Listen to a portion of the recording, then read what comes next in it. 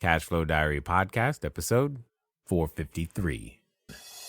Welcome to yet another exciting episode of the CashFlow Diary Podcast, the podcast that teaches you insider tips, tactics, and strategies for creating leverage streams of cash flow into your life. Learn from top-performing entrepreneurs, business owners, investors, and thought leaders from across the globe as they share their secrets to success. Like what you learn on this and other CashFlow Diary Podcast episodes? Go to learninvestingnow.com and sign up to receive powerful tips and information that will help you succeed as an entrepreneur and investor. Now, here's your host, investor, entrepreneur, business owner, educator, speaker, author, and master facilitator of Robert Kiyosaki's cash flow game, Jay Massey. All right, ladies and gentlemen, welcome to another episode of the CashFlow Diary Podcast. I'm your host, Jay Massey, and I'm glad that you are here today because I've said it before, and I'm going to say it again. Where there is chaos, there is cash flow. Just in case you missed it, where there's chaos, there is cash flow. Now, many of you may remember that there was a time not too many years ago where you could say there was a financial meltdown, financial crisis. You could say it was global because it was happening everywhere and dominoes were falling and companies you thought never would be gone completely disappeared. In that same time frame, housing had a big hiccup, we'll call it, but at the same time, it created an opportunity for entrepreneurs to go out there and actually begin to solve problems and help people, because whether you realize it or not, when it comes to having a place to stay, there are people out there who want to do well by doing good. And I think we found one of them. We're going to introduce you to them and what they're out there doing. Because what's exciting about being an entrepreneur is that, yes, you get to solve problems. But when you can come up with an idea that solves problems from multiple different angles, you truly have found something unique. I have with me today none other than George Newberry, CEO of American Home Preservation. Now, you may be familiar with them because they are doing good work. It is a crowdfunding platform that uses capital to buy some of the most distressed mortgages in the country at huge discounts. But understand, their goal is to help people stay in their homes. Now, if you ask George, you will find out that he likes to listen to punk rock while making investment decisions, which I think is interesting. But more importantly than that, he's written 3 books. He's been out there in the marketplace, has multiple things going on. But what I want you to pay attention to today is how this solution came to market. More importantly, the passion that you will hear in his voice will help you understand the same type of passion it's going to take to get your idea out there in the marketplace. So hopefully you're ready to take notes, you're ready to listen and learn from George Newberry. George, you there? I'm here. How are you, sir? Good. Thanks for having me. I'm glad that you are here. Now, this being the first time that you're here, I have to ask you the same question I tend to ask everybody the first time that they're here. Are you ready? Sure. All right. I tend to look at today's entrepreneurs a lot like yesterday's superheroes. So, Batman, Robin, Wonder Woman, etc. And I think entrepreneurs and superheroes have a ton of things in common. For example, as an entrepreneur, I can occasionally imagine myself flying around town, possibly dressed up in a cape and tights, saving people using my product or service. But also, like a superhero, an entrepreneur has a beginning. So, for example, let's take Spider-Man. If you think about Spider-Man for a moment, there was a time where he was just a kid, going to school, trying to get good grades, taking some photos for the newspaper to make sure he had a little bit of pizza money, and maybe could take a girl out every now and again. Then one day, he gets bit by a spider and discovers he has a newfound superhuman ability, and he gets to choose whether he's going to use it for good or evil. So my question to you is, before your book, Burn Zones, before Debt Cleanse, before all the things that you've done, before AHP, before everything that we know you for today, what we want to know is, who is George Newberry? Well, That's quite a question.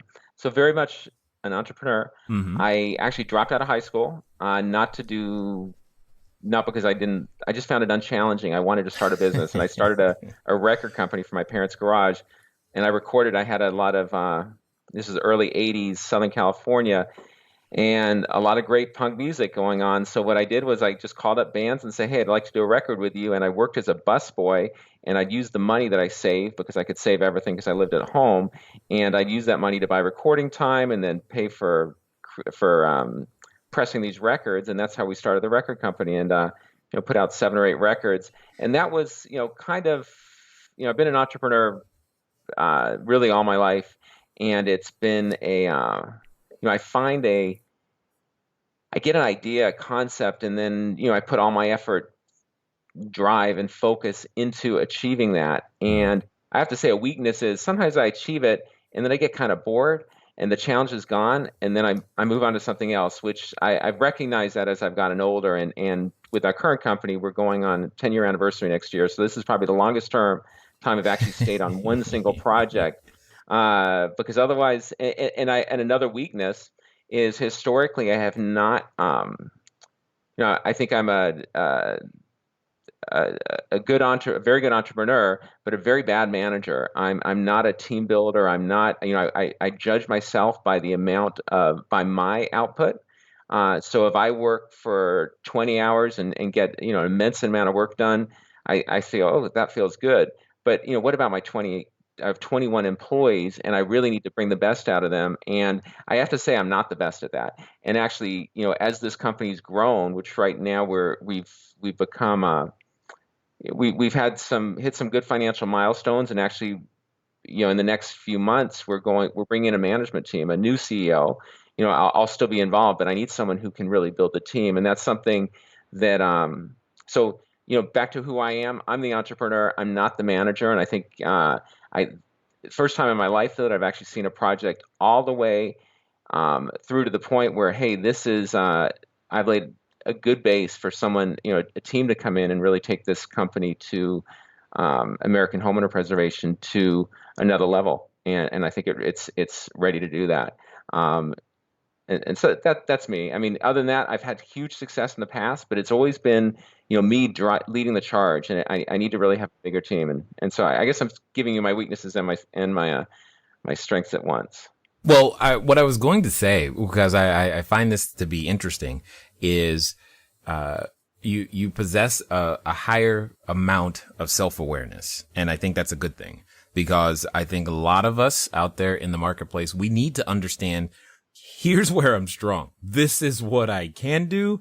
And while, I know that these other things are necessary, I just shouldn't be the one in charge of them. And being able to understand the difference of what position we should be playing on the team, I think is absolutely critical for entrepreneurs to be successful. But what I'm interested to understand right now is, you said record label.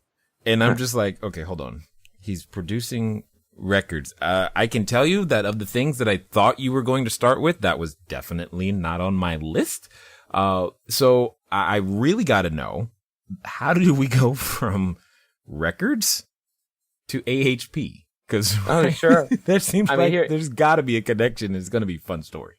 Yeah. So punk rock record label out of my parents' garage. Did that for a few years. Then I said, hey, then the '84 Olympics happened. I said, hey, I want to be a bike racer.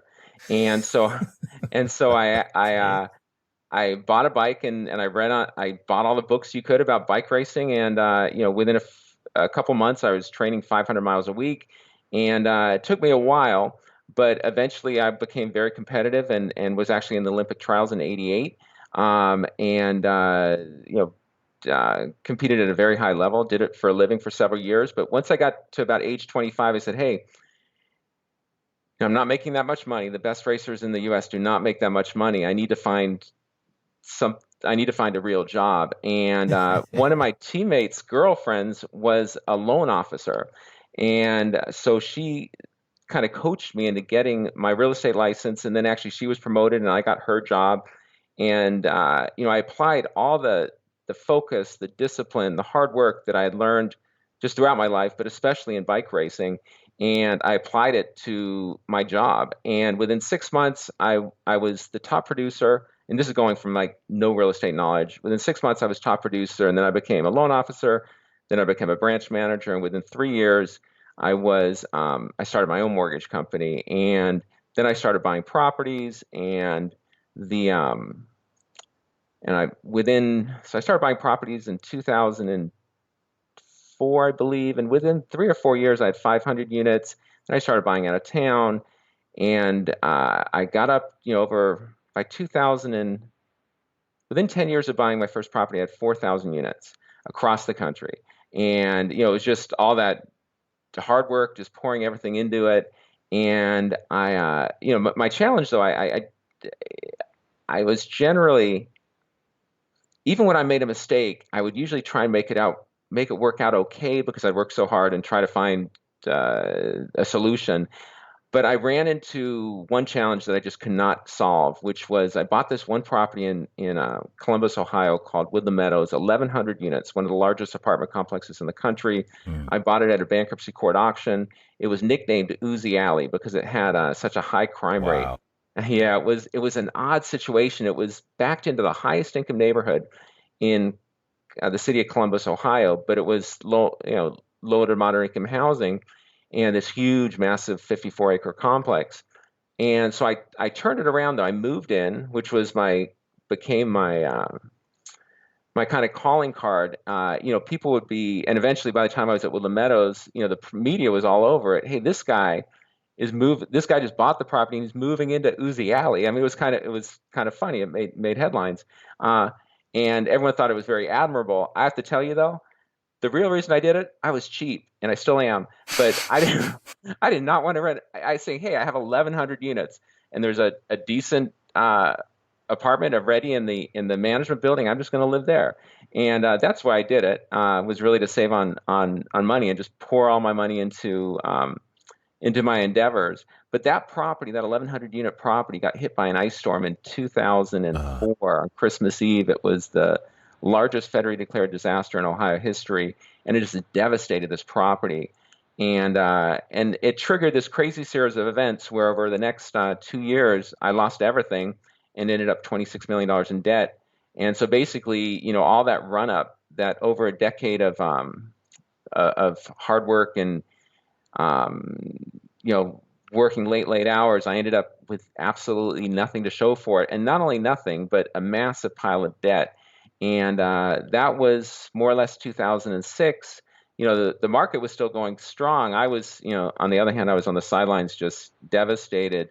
And I was looking for a new, I was always moving forward and looking for a new something to latch onto. But look at this. At that point, I was broke. And I had millions of dollars in debt. I never filed bankruptcy. So the debt was just there. I couldn't file well, I could. I just didn't. Mentally, I could, and I just felt like admitting failure, and I just mentally could not do it. So I was a high school dropout. I was, I had millions of dollars in judgments against me, and and no money. And I'm saying, hey, let's start a business. So I started this company, American Homeowner Preservation, which was originally a nonprofit with the mission of keeping families at risk of foreclosure in their homes. But over time, it evolved into a for-profit and then an investment fund. And again, look at this. High school dropout, millions of dollars of judgments against me, horrific credit. And hey, but invest with me, everybody. And that, sorry, it was just so funny. It is ironic. And so, but and it was even worse because when this thing happened at Woodland Meadows, the city, I had one of the largest pieces of the property in the city, and they wanted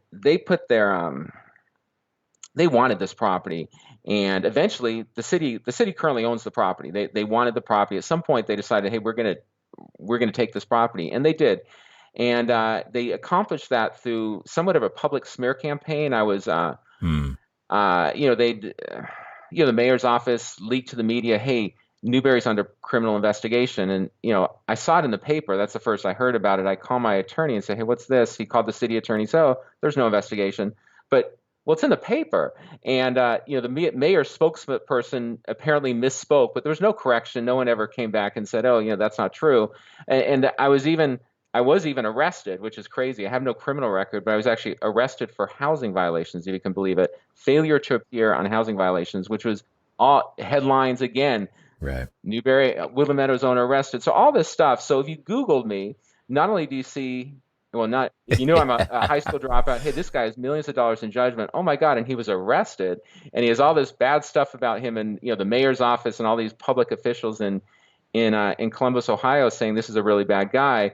And this is, and so, yeah. And now I'm out there trying to raise money. So it was difficult, and people, it was frustrating because especially bigger institutional investors would say, hey, this is really interesting. And then they would do a background check and then say, oh, what's all this stuff? Tell us about Woodland Meadows. That was kind of like I knew it was going to go bad after that. And so I finally, so I'd write these explanation letters saying, yeah, well, here's what happened. And I'd address each thing in the media. And finally I said, I'm never going to get over this unless I write a book. So I wrote a book. And it gave my side of what happened. It really gave the truth of what happened. And so it kind of offset all the stuff that was in the media and in Google searches. And I learned from President Obama. Obama, before he ran for president, wrote a book. And in there, he shared that he experimented with cocaine in college. And that that way there was no Republican could go, hey, this guy experimented with cocaine. He'd say, well, that's my book. I already told everybody. So he kind of beat everyone to the punch. So I said, okay, everything bad that ever happened to me, everything bad that's I shared the good stuff too, but most importantly, everything bad, I put it in the book. And I said, okay, this is what happened. And this is the full facts. There's no slant here. This is what happened. And I'll tell you, and it wasn't only, it ended up succeeding in its result of sharing what really happened and kind of getting investors not only comfortable, but some investors saying, oh my goodness, people come up to me after I speak or whatnot and say, wow, I read your book. It's, I was really inspired by it. I see that, I also failed maybe on, in different level, and it's given me, hope or inspiration. But also for me, probably the one that benefited the most was me. When I wrote that, it was the first time I looked back at that period and saw, kind of relived everything that happened, saw the mistakes that I made. And this is, although I certainly believe that the city has dirty hands in this, and other parties do. I made a lot of mistakes. I was in a situation I had never been in before, and looking back, I think, God, if I only did this at this point or that at that point, then I would have emerged with a better outcome. But nevertheless, what happened. And as I look back, there were times that I laughed, there were times that I cried, and it was very therapeutic. And I'm telling you, it's kind of cool because people tell me that they'll read the book and say, oh, this part really had me laughing, or, I was really crying at this part. It comes through in the book, right. And you can, you live it with me. And so, as I've, years pass, it's gotten better. And, AHP has continued to grow. I think the book, just getting that past behind me and acknowledging what happened, but not saying, what I don't want to be judged is by, the worst thing that happened to me. Judge me on the good and the bad. And it's in the book. So that is what's happened, and it's grown. What's cool about American homeowner preservation is that when we started, I had this massive pile of debt, and it was 2008 when we started, and that was when the housing crisis began, and people were starting getting kicked out of their homes, couldn't afford their mortgages, things were severely underwater, and the thought was, can I share what I've learned as a debtor and with all these other families and come up with a solution to help keep them in their homes? And the company's evolved into an investment fund which purchases delinquent mortgages from banks at huge discounts, predominantly in low to moderate income neighborhoods across the country. And then we work with those families to keep them in their homes by sharing some of the discount with them. And if they don't want to stay, or it's vacant already, then we track them down. We offer them cash for a deed in lieu, and we try to get that vacant property back into service. So we're fulfilling a social mission, but we're also generating fantastic returns because we can buy these with good at these big discounts that some of the discount can go to the family. Some of the discount goes to our investors in the form of returns. So it's really it's continued to be a great model. It's something that's evolved. And people will ask me, well, hey, the financial crisis was 10 years ago. Is this are there still really many foreclosures? And that's a fair question. But I'll tell you, in the low to moderate income neighborhoods, it's still a crisis. 1 in 2 homeowners in low to moderate income neighborhoods with home values of under 50,000 are more than 25% underwater, and that's the second quarter of 2017. So it's still an epidemic. It's not so much in the suburbs and the higher, more affluent areas, but these low to moderate income neighborhoods, it's a crisis that's nowhere near solved, and we're trying to do our part towards solving it. As I listen to you, some of the things that come to my mind, because what I admire, because I can understand this position, and I want to hear your thoughts on it, because I know many people who consider and may actually file bankruptcy for significantly less than 26 million? So 26 million. They were nowhere near 26 million, and they go, I just can't do it. I'm going to file bankruptcy. What I'm curious to know is, what lesson did you learn by not filing bankruptcy? Hello there, entrepreneur. This is Jay Massey, and what I want to say to you is that the number one mistake that I have ever made in business, number one, has been waiting too long to do the books, waiting too long to get the bookkeepers, the accountants, the CPAs, the CFOs involved, and I don't want you to make that same mistake. That mistake cost me over 6 figures, and now for a significant discount, you have the ability to get your books together using FreshBooks. So what I want you to do is I want you to go over to gofreshbooks.com/cashflow diary. Again, that's gofreshbooks.com/cashflow diary. FreshBooks is the easy to use software designed to help you, the small business owner, the freelancer, get organized and save time on invoicing, getting paid faster, keeping those books in order so that it becomes a bonus for you to do your taxes as opposed to a burden. Go over to gofreshbooks.com/cashflow diary and get started today. And now let's get back to the rest of the story. I mean, it would have been maybe easier because I'd have just filed and it would have been done. But what I learned, people I think file bankruptcy because they're looking for, it seems like a solution. And hey, I've done something that's now addressing this crisis and this uncertainty. I think that's the biggest thing that hangs over people's minds when they're overwhelmed with debt. Is uncertainty. Like, is someone going to take my house tomorrow? Is someone going to take my car tomorrow? Are they going to levy my bank? Are they going to garnish my wages? What's going to happen? And it's pretty unpredictable. So that's a fair, and most people aren't well educated on what happens because they just don't know. And intently, it's opaque. But the reality is, debtors have a ton of rights, and the rights are equal to that of a creditor. So just because Chase Bank says, hey, we gave you a credit card with $10,000 limit, you charged it all up, and now you lost your job and you can't pay, you got to pay this the $10,000. Well, that's not necessarily true. You may have. I'm not disputing that you charge up to $10,000, but do they have all the documents to prove that you owe them the $10,000? If they were to sue you, are they suing you for $10,122?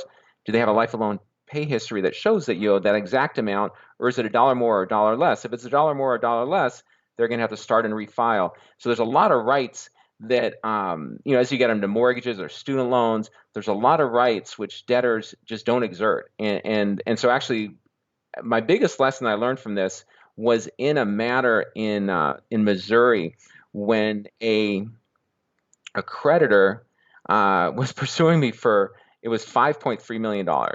And they made a mistake. And, first I thought, I'm in big trouble on this. And then I was running that night trying to relieve some stress. And I thought, wait, they can't do that. They made a little mistake. And I called my attorney the next day and said, hey, you're right. And so we went to court. We sued the creditor. And the judge said, they're right. Creditor, you lose. you lose this $5.3 million. You can't pursue him anymore for it. And so the creditor, of course, appealed, and it went to the Missouri Court of Appeals, which found unanimously that the creditor's attorney had inadvertently extinguished over $5 million in debt. So kind of cool. And then I thought, well, if this creditor did it, which is a big lender, national lender, I said, what about my other creditors? So that's when I started going through like these other lenders and starting seeing, well, what mistakes did they make? And it was fascinating to see. And it could be big banks, it could be Chase Bank, Bank of America, KeyBank. Routinely, they're making these tiny little errors, or sometimes they're significant, but lots of times they're clerical errors or whatnot, and things like that, or they can't find documents, or they're missing documents. And when they actually, if you challenge them, there's a good chance that they won't have what they need in order to ultimately get a judgment against you or get that money from you. So with today's bankruptcy laws, which are not that favorable to debtors, I'd say the better thing, if you felt like you can't afford your bills, is not to file bankruptcy. Simply stop paying the bills and then deal with them as they come up. And actually, I'm working on that's Debt Cleanse. That's the book. It gives you step by step for every type of debt that you get into, that you have trouble with, whether it's a student loan, a car loan, a house, a mortgage, or a payday loan, whatever it is, credit card. You can, it shows you the steps that you can take in order to gain leverage over those creditors, in order to settle those debts at pennies, or simply not pay them at all in some cases. Yeah, I think we're definitely going to want to talk about that. But right now, there's something else that you've said earlier that is like eating at me that I've got to highlight, because I think that there's a thought process that's out there in the marketplace where it can feel oxymoronic or contradictory. Like, if I want to earn money, then that means I have to take advantage of people. And yet you've founded a company that does well by doing good. So my question to you is, when it comes to just the concept of capitalism, does it have to be evil? No, it doesn't. That's what's fascinating. Although I guess it's maybe the easy route to say, hey, if I can, you're on a seesaw, someone wins, someone loses. That's a typical Wall Street. Wall Street wins, everyone else loses. Or, that's just the way it works. Right. And it's slickly marketed so the losers think, okay, well, I'm doing okay. Really, no, you're not. Unfortunately, you're not. Eventually, it all ends up that things work to the advantage of the elite in this country and to the disadvantage of the majority of the population, and that's just the way it works. So we need to change that, and it's especially epidemic today, and that hopefully will change over time. And it hasn't been this bad in decades, but we need to change that. And but it's not. It's just on a rampage. You'll see the poorest people in this country will pay the highest rates of interest, will pay the highest, they need credit, they're getting payday loans, just outrageous terms. If you have great credit, if you're a member of the elite, you're paying next to nothing for your money. It's really, it keeps everyone, keeps the less fortunate down and keeps the elite rich. And this is, it's contributing to this ever-growing wealth divide, wealth gap, income gap. It's interest rate gap. There's all kinds of things where there's big gaps, and the gaps just keep growing in this country, which isn't good for anybody, including the elite. Eventually, if we end up with a country where, there's a handful of, a small percentage of the population which is getting all the benefits from the economy, and everyone else is just getting by, which is pretty close to what it is today, that's a bad situation and unsustainable. Well, and what's interesting to me is that I think from an investment standpoint, you're giving what I would call uncommon access to, a market that most for example, if you want to be, when someone says, hey, I want to be an investor in real estate, they suddenly the first thing you hear all the time is, I don't have money. I don't have credit. But yet your minimums to participate with what you guys are doing are, I'm just going to say, insanely low. It's $100. That's my point. That's insanely, that's like, how does it work when you only, wow, amazing. Well, that's, I mean, there's a method to that. No one else that I'm aware of is that low. Most of them are $1,000, is very common, or some even $5,000 or $10,000 or more. But we wanted to make it accessible to anybody. I want the homeowners who benefit from our program because we bought their loans and we modified them. I just want to make sure people get this. It's like, skip your cable bill for 1 month. That's literally what you're saying. That is really, really low. It just doesn't even, like, in my head when I'm like, did he forget a zero? Is there a comma missing? I just want people to really hear that what you're offering is just not normal, but awesome. I appreciate it. No, so to be clear, it's $100. So someone can invest with a minimum investment of $100. And what I think is fabulous about the setup is that the person who invests $100,000, the person that invests $1 million, or the person that invests $100, they all get the same terms. There's not like, hey, if you invest $1 million, you get more, but that's common. We want everybody to get the same return, everyone to be in the same position, and so if you put $100, that's what you can afford, do it. And we welcome, and hopefully, you can invest more along the way. You can share with your friends and family. It's a social mission where we're using that money to purchase these loans at big discounts, share those discounts with families, and in order to help keep them in their homes and generate good returns for our investors. We've historically been paying a 12% to our return to our investors, 1% per month, and that is. It works, and to your point, and it's not. No one's losing. I mean, you can make the argument that the banks are losing, and they deserve it. But the reality is they're selling us the loans because it makes business sense for them. They're not doing it for a charitable way. They have these loans that people aren't paying, and so they sell them at a discount. And there you kind of see the first thread in my thinking of, hey, don't file bankruptcy, just don't pay, because if you don't pay, eventually your lender will probably sell the loan at some big discount to some debt buyer who now, you owe Chase Bank $10,000, they sell it to XYZ debt buyer for $400.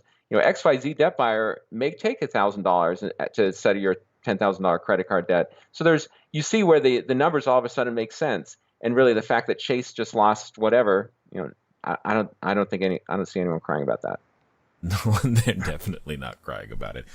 They made it up somewhere else, probably. Sure. Now, at the end of the day, though, when it comes down to it, you said everybody wins, and that's very, very true. And I just want to make sure that people understand. It's like you're solving so many problems all at once. On one hand, you've got the person who needs a place to stay, and you're helping them do that. You have the investor who has money as low as $100, who has a need for that $100 to grow. And then in the middle, you've got people who need jobs, and you're providing all of those too. And in one concept, one idea has such an impact across so many different, verticals and help so many different people with just one transaction. I guess my question to you is, what's kind of next for AHP? I mean, because it sounds like it just needs to be everywhere. So here's what we're doing. The one challenge that we've had is that we need to, almost every state in the country requires that you have a servicer license or a collection license in order to have direct contact with homeowners. And so we've historically had to work through licensed servicers in order to be the go-between between the homeowners and us in terms of resolving these. So, and we have to pay the servicers for that, and they do an okay job. I think we make the best of the arrangement, but it could be better, we believe, if we do it ourselves. So we're actually in the process of becoming a licensed mortgage servicer, and we have 10 licenses. We're licensed in 10 states right now, and we plan to launch that on March 1st, and we should be licensed in the majority of states by then. And by next summer, we should be licensed in all states, plus DC, plus Puerto Rico. And our goal is then not only to service the loans that we buy, but also to offer servicing to other investors, other funds, other banks of their loans that maybe they're not ready to sell, but they want high-touch, socially responsible servicing. And I think it just doesn't exist right now, and I believe they'll generate better returns than they could doing it, by the traditional playbook, which is, kick the homeowner out, resell the home. I think there's a huge opportunity, a way to scale this in an even greater way, provide more jobs, save more families, and extinguish more debt. Those are all goals that we can accomplish on a grander scale by becoming a servicer, we believe. And so that's our next step, and we're really excited about it. And it enables us to bring in, devote resources to technology, to a new management, to additional management staff and team members who can help drive and build this company. Yeah, totally makes sense. So for those that have listened this far, those that are enjoying the story and probably want to find out more about what you guys are up to, what you're doing, what's going to be the best way for them to catch up with you? Sure. They can go to AHP Fund, so AHPFund.com, and you can learn all about our company there. You can contact us. You can contact me through the site, and that's the best way to connect. And if you are so inclined, you can invest as little as $100 while you're at it. That is still amazing to me right there. So as we continue though, I have a question for you, a final question, if you will. Let's pretend that someone listening is actually going to follow through this time. They've been inspired by what you've said. They're like, oh my gosh, if he can go through all of that and still come out on the other end, I surely can start my business. I surely can make, something happen. But they're inspired and they have that idea, but like I know, in those moments of decisions, we're often accompanied with a companion, and that companion comes in the form of a voice. And that voice reminds us often of who we're not and what we can't do. And, oh my God, do you remember what happened last time you tried something? And for some people, they're even related to that voice. So my question to you is as follows. As I said, let's pretend they're going to follow through this time. In fact, they're going to do so in the next 24 to 48 hours. And my question to you is simply, what would you suggest that they do? The biggest thing is to take that first step, and then the second step, and then the third step. Everything looks, we want to become a mortgage servicer. Okay, that sounds great, George. How are you going to do that? And okay, well, what's the first step? Getting a license. Okay, what's the next step? Getting technology. The third step, hiring management personnel. There's just list the steps, and all of a sudden, well, you may say, God, this is like 30 steps. That's a lot of work, and it is a lot of work, and it's certainly unpredictable. You get over it, you complete 3 steps, and then some other steps you didn't think about pop up. But if you can get to that first step, that seems, this is so basic, but it's really, I have to remind myself constantly, don't look all the way to the finish line. Just say, hey, let me see if I can get through the first mile. And then I can figure how to get through the second mile. And if you can do that and tie it together, then your brain kind of gets, okay, well, I'm doing okay here. I'm getting there. It's maybe taking longer. Maybe it's a little more difficult, more costly, but I'm 3 steps into this, and then 6 steps. And that's breaking it down. That's achievable bites towards the goal. Or that's what I always do. And I think everybody, I can't imagine doing it any other way. And also one big thing I have to say that I think is really easy out for a lot of people, and including me, I get the same thinking, is sometimes you think, well, someone else is I don't have this. I don't have, well, I could look at me, high school, back to the same thing, high school dropout, bad credit, judgment against me, look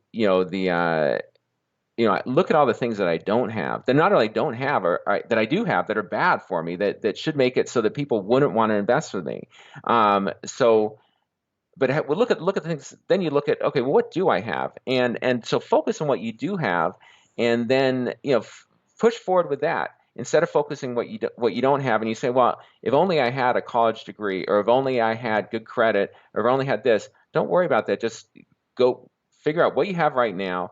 You have something for sure, and you may not have some stuff. What you do have, just go forward with that. And along the way, you can get help from people you need to fill out, some of the skills or some of the areas that you don't have, that you're lacking. We're all weak. I've learned, this is another thing. I've learned Focus on your strengths, and when there's a weakness, find someone else to help with that, because I'm not, there's things that I'm just not good at, and instead of trying to become a great manager, which I'm not, instead of saying I've tried stuff, I've gone to classes, I've gone to courses, I've joined different groups to help me improve that, and it's been helpful, so it's not wasted time. But at some point you say, okay, I can go from not good to mediocre, but I'm great at some things. Why don't I just spend my focus and time on that, and then hire somebody who is great at being a manager, building teams and things like that, and getting the best out of their teams. That's I think at some point you have to be a true assessment and say, I'm not going to be,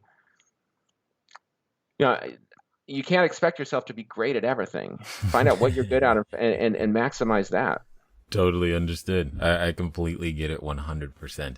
I definitely appreciate the wide breadth of experience, but yet the thread that goes through of how you make sure that you do have that focus, that discipline, that hard work, the things that actually make things happen. And most importantly, not giving much value to, the past, except as a learning lesson, when you find out that things didn't go exactly as planned. So I definitely want to be the first to thank you for taking the time to make an investment here of your knowledge, your wisdom, as well as your insight today with the CashFlow Diary.